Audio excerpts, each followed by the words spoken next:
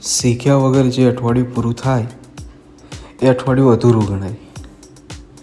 એક ક્ષણ વિચારો, જો આખું અઠવાડિયું પસાર થઈ જાય અને આપણે કશું નવું શીખ્યા ના હોય તો શું આપણે આગળ વધ્યા કહેવાય?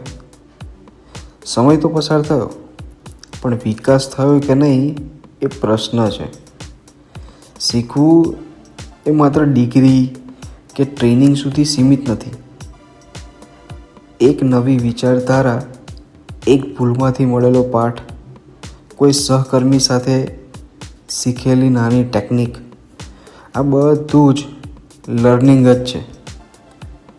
દર અઠવાડિયે પોતાને એક પ્રશ્ન પૂછવો જોઈએ, આ અઠવાડિયે હું ગઈકાલ કરતાં શું વધુ જાણું છું?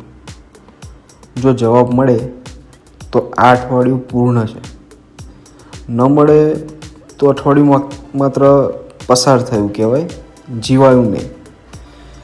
મિત્રો, યાદ રાખીએ, જે શીખે છે એ આગળ વધે છે, અને જે આગળ વધે છે એ જ સફળ બને છે.